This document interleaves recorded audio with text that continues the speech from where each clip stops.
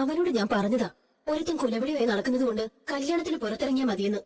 കേൾക്കണ്ടേ? ആ പെങ്കൊച്ചു വിളിച്ചു കഴിഞ്ഞാ അവൻ ഉടൻ ഓടിപ്പോവും. അവനിപ്പോ പോകുന്നത് അവന്റെ ഇഷ്ടപ്രകാരമാണോ? കൂട്ടുകാർക്ക് ആ കൊച്ചിനെ കാണണമെന്ന് പറഞ്ഞോണ്ടല്ലേ അവനിപ്പോ പോകുന്നത്. പോരാത്തതിന് ഇന്ന് അവന്റെ ബർത്ത്ഡേയും കൂടിയാണല്ലോ. ഏതായാലും കൊള്ളാം. ഈ കല്യാണാലോചന തുടങ്ങിയ ശേഷം ഭയത്തിന് ഒരു കുറവുമില്ല. പോകുന്നതൊക്കെ കൊള്ളാം. പെട്ടെന്ന് ഇങ്ങി വരണം. അമ്മ ഇങ്ങനെ പേടിക്കുന്നമ്മേ, ഞങ്ങളെല്ലാരും ഒന്നിച്ചല്ലേ പോകുന്നത്. ഒന്നിച്ചായാലും ഒറ്റയ്ക്കായാലും ഒറ്റയാനെ പോലെ ഒരുത്ത നടക്കുന്നുണ്ട്, ഒന്നും ചെയ്യാൻ മടിയില്ലാതെ. ഞങ്ങൾ പോയ ശേഷം അവൻ ഈ വീടിനകത്തേക്ക് കയറാതിരിക്കാൻ അമ്മ നോക്കിയാൽ മതി. ഇവള് പറയുന്നതിലും കാര്യമുണ്ട് മോനെ. അവൻ ഈ അടുത്ത ദിവസം കാട്ടിക്കൂട്ടിയ കഥകളൊക്കെ നമ്മൾ പത്രത്തിലൂടെയും ടിവിയിലൊക്കെ കണ്ടതല്ലേ. എവിടെയും കയറിക്കൂടാൻ മിടുക്കനവൻ. ഈ പരിസരത്ത് അവൻ തമ്പടിച്ചിട്ടുണ്ടോ എന്ന് പറയാൻ പറ്റില്ല. അച്ഛാ, കല്യാണം കഴിഞ്ഞാ ഞങ്ങൾക്ക് പുറത്തേക്കൊക്കെ പോകണം. ഒരുത്തനെ ഭയന്ന് ജീവിതകാലം മുഴുവനും ജീവിക്കാൻ പറ്റില്ലല്ലോ. ആണായിട്ടും പെണ്ണായിട്ടും ഞങ്ങൾക്ക് ഒന്നേ ഉള്ളൂ. അങ്ങനെയുള്ളപ്പോ ഞങ്ങൾക്ക് അതിന്റേതായിട്ടുള്ള ടെൻഷൻ ഉണ്ടാവും. കല്യാണം വേണ്ടാന്ന് പറഞ്ഞ നീ ആദ്യമായിട്ടാ ഒരു പെൺകുട്ടിയെ ഇഷ്ടപ്പെടുന്നത്. ഇനിയിപ്പോ ഈ ബന്ധം നടന്നില്ലെങ്കിൽ ഒരു മരുമോളെ കിട്ടില്ല എന്നുള്ളത് എനിക്ക് നന്നായിട്ടറിയാം. അതുകൊണ്ടാ എല്ലാത്തിനും കൂട്ടു നിൽക്കുന്നത്, അല്ലാതെ ഇഷ്ടപ്പെട്ടിട്ടൊന്നുമല്ല. ഓ ശരി ശരി ശരി, ഞങ്ങളെ ഒന്ന് പോയിട്ട് വരാം.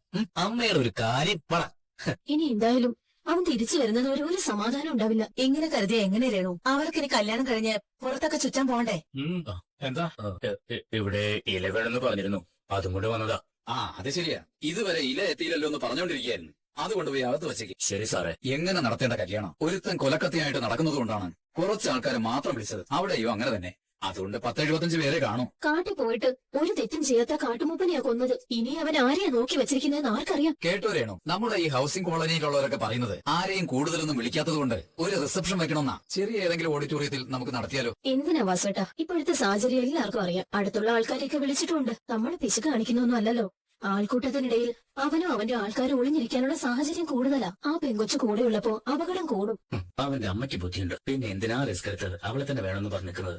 അവളെ വിട്ട് കളഞ്ഞിട്ടായിരുന്നു. ഈ ഗംഗാപ്രസാദ് എന്ന് പറയുന്നവൻ ജയിലിൽ പോവുകയോ അങ്ങ് മുകളിലോട്ട് പോവുകയോ ചെയ്തിരുന്നെങ്കിൽ എല്ലാം സ്മൂത്ത് ആയിട്ട് നടത്താമായിരുന്നു. എന്താ വാസേട്ടാ ഈ പറയുന്നേ? അവൻ കെട്ടാൻ പോകുന്ന പെണ്ണ് ജയിലിനകത്തുണ്ട്. ഒരിക്കൽ കിരണിനെ കുത്തിയ കുത്താണ് കല്യാണിയുടെ അച്ഛന് കൊണ്ടത്. അത് ഗംഗാപ്രസാദ് അല്ല ചെയ്തത്, അവന്റെ കൂട്ടുകക്ഷികളാ ചെയ്തത്. ഈ ഗുണ്ടകളും ക്രിമിനൽസായിട്ടൊക്കെ ശത്രുത ഉണ്ടായി കഴിഞ്ഞാലേ വീട്ടിൽ കിടന്ന് ഉറങ്ങാൻ കഴിയില്ല. എന്നുവെച്ച് വെട്ടുപോത്തിന്റെ ഇനങ്ങളല്ലേ, അവർക്കൊന്നും നഷ്ടപ്പെടാനില്ല. എന്നാ ഞാൻ പോയിക്കോട്ടെ? അല്ല, പൈസ വേണ്ടേ? ആ, അത് കടയിൽ കൊടുത്താലും മതി. എന്തിനാ മാറ്റിവെക്കുന്നത്? എത്രയാണെന്ന് പറഞ്ഞോളൂ. 500 രൂപയാണെന്നാ പറഞ്ഞ. ഇതാ 600 രൂപയുണ്ട്, 100 വെച്ചോ. ഓ, എന്നാ ഞാൻ പോയിക്കോട്ടെ സാറേ. 10-150 ഇല കൊണ്ടുവരാനേ പറഞ്ഞോളൂ. അതിന്റെ ആവശ്യം പോലും ഇല്ല. വന്നും പോയി നിൽക്കുന്നവർക്കൊക്കെ ഇലയിൽ ഭക്ഷണം കൊടുക്കാമല്ലോ. പെണ്ണിന്റെ വീട്ടിൽ പോയി ബർത്ത്ഡേ ആഘോഷിച്ച ശേഷം ഇനി ഇവിടെ വന്നൊരു ആഘോഷമുണ്ട്. എവിടെയെങ്കിലും അടങ്ങി ഒതുങ്ങി കിടന്നിട്ട് രാവിലെ എണീറ്റ് ഫ്രഷ് ആയി പോകുന്നതിന് പകരം ചുറ്റി തിരിയുക. ഏത് തുറക്കാത്ത പൂട്ടും ഗംഗയ്ക്ക് മുന്നിൽ തുറക്കും. എനിക്കൊരു ശത്രുതയില്ലാത്ത ഒരുത്തനാണ് ഈ ദിലീപ്. പക്ഷെ എന്ത് ചെയ്യാനാ, അവൻ സാഹസം കാണിച്ചു. അപകടം മുന്നിലുണ്ടെന്ന് അറിഞ്ഞിട്ടും തലയെടുപ്പുള്ളാണ് അവൻ ശ്രമിച്ചു. അതിനുള്ള ശിക്ഷ മരണം തന്നെ.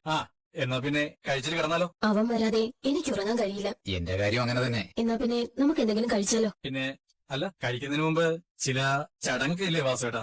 എല്ലാം ഉണ്ട്. ദിലീപ് ലിക്കർ കഴിക്കില്ലെങ്കിലും അവനെല്ലാം നേരത്തെ സ്റ്റോക്ക് ചെയ്ത് വെച്ചിരിക്കുക. അത് നന്നായി. എന്താ അവിടെ ഒരു ശബ്ദം കേട്ടത്? അയ്യോ, ഏത് വഴിയൊക്കെ ഒരുത്തം വരുന്നതെന്ന് അറിയില്ലല്ലോ. ഞാനൊന്ന് പോയി നോക്കട്ടെ. കൂടി പോയോ? ഓക്കെ അമലു, അടുത്ത നിന്റെ കല്യാണം കേട്ടോ. മലദൈവങ്ങളുടെ മുന്നിൽ വെച്ച് താലി കെട്ടിയിട്ട് ഗംഭീരമായിട്ടൊരു കല്യാണം നമുക്കിവിടെ നടത്താം. അതിനെപ്പറ്റിയൊക്കെ ഞാൻ അവളോട് പറഞ്ഞിട്ടുണ്ട്. ഇതിപ്പോ ആ ദുഷ്ടനായ ഒരുത്തൻ ചേച്ചിയും ചേച്ചിയുടെ അമ്മയൊക്കെ ടാർഗറ്റ് ചെയ്ത് നടക്കുന്നതുകൊണ്ട് നമുക്ക് ആർഭാടങ്ങളൊക്കെ കുറവാ. അതുകൊണ്ട് നിന്റെ കല്യാണം ഗംഭീരാക്കണം. നിങ്ങൾ 2 ബന്ധുക്കളെയും കൂട്ടി ഇങ്ങ് വന്നാ മതി, ബാക്കിയൊക്കെ ഞങ്ങൾ ചെയ്തോളാം. അവിടനെ ഒരു 19 പേരെ കൊണ്ടുവന്നാലും കുഴപ്പമില്ല. അവർക്ക് ഇവിടെ താമസിക്കാനുള്ള സൗകര്യമുണ്ട്. ഇപ്പോഴും ഇവളുടെ വേദന മാറിയിട്ടില്ല കേട്ടോ. അതങ്ങനെ പെട്ടെന്ന് മാറുന്ന വേദനയല്ലല്ലോ. ഒരുത്തനെ അമിതമായി സ്നേഹിച്ചതല്ലേ, എന്നിട്ടല്ലേ അവനീ പണി കാണിച്ചത്. അമലു, ആ സ്ലൈഡിങ് എടുത്തേ. ചേച്ചി ഒരുപാടൊന്നും ഒരുക്കണ്ട, കല്യാണത്തിന്റെ ഒരുക്കമല്ലല്ലോ. എന്നെ കേട്ടാൻ പോകുന്ന ആൾ എന്നെ കണ്ടതല്ലേ. ആള് കണ്ടതാണെങ്കിലേ കൂടെ കൂട്ടുകാരൊക്കെ വരുന്നുണ്ട്. അവരെ കാണുമ്പോ എന്റെ ചേച്ചി സുന്ദരിയായിരിക്കണം. അവരാരുവേ കല്യാണ പെണ്ണ് സുന്ദരിയല്ല എന്ന് പറയാൻ പാടില്ല. അമലു, നീ ഡ്രസ്സൊക്കെ മാറുന്നില്ലേ? അവക്കൊരു ജോഡി നല്ല ഡ്രസ്സ് വാങ്ങിയതാണല്ലോ. അമലുവിനും വാങ്ങി വേലുവിനും വാങ്ങി. ഈ പരമ്പരാഗത വേഷം ഒന്ന് മാറ്റി അടിപൊളിയായിട്ട് ഒരുങ്ങി വേണം ചടങ്ങിൽ പങ്കെടുക്കാൻ. നീ ഒന്ന് ആക്റ്റീവ് ആവാ അമലു. പഴയതിനെ പറ്റിയൊക്കെ ഓർത്തോണ്ടിരുന്നിട്ടെ ഇനി എന്താ കാര്യം? അവനെ സ്നേഹിച്ചെന്നല്ലേ ഉള്ളൂ, അല്ലാതെ അബദ്ധമൊന്നും പറ്റിയില്ലല്ലോ. നിന്നെ അമിതമായി സ്നേഹിക്കുന്ന ഒരാള് അടുത്തുള്ളപ്പോ അവനെ വിഷമിപ്പിച്ചതുകൊണ്ടാ മലദൈവങ്ങള് നിനക്ക് ചെറിയൊരു ശിക്ഷ തന്നത്. ഇനിയിപ്പോ അതേപ്പറ്റി ഒന്നും ഓർക്കാതിരിക്കുന്നത് നല്ലത്. കുറച്ചും കൂടെ മുറ്റമുള്ളൊരു വീടെടുക്കാൻ ഞാൻ കാർത്തിയോട് പറഞ്ഞതാ. എന്നിട്ടും ഇവിടാണ് അമ്മയ്ക്ക് മോൾക്കും ഇഷ്ടപ്പെട്ടത്. ഇവിടെയാണെങ്കിലും ശരിക്കും ഒരു പന്തലിടാൻ പോലുള്ള സ്ഥലമില്ല അല്ലെ? നമ്മൾ പുതിയതായി പണിയുന്ന വില്ലയിൽ ഒരെണ്ണ കാർത്തികയ്ക്കും ലക്ഷ്മിയമ്മയ്ക്കും വേണ്ടി മാറ്റി വെച്ചിരിക്കുകയല്ലേ. അവിടെ ഇഷ്ടംപോലെ സ്ഥലമുണ്ട്. അവരെത്തി. Hi Dileep, welcome. ഹലോ, വരൂ വരൂ. ഇവർക്കെല്ലാം കാർത്തികയെ കാണുമെന്ന് ഭയങ്കര നിർബന്ധം. പിന്നെ ഇന്നെന്റെ ബർത്ത്ഡേയും കൂടെ ആണല്ലോ. ബർത്ത്ഡേ കേക്കൊക്കെ ഞങ്ങൾ എടുത്തു വെച്ചിട്ടുണ്ട്. ആഹാ, ഇവരെത്തിയോ? കാർത്തിയോട് വരാൻ പറയാം ലക്ഷ്മിയമ്മേ. ശരി മോനെ. എല്ലാരും വാ, അകത്തേക്ക് ഇരിക്കാം. മതി. എങ്ങനെയുണ്ട് ചേച്ചി?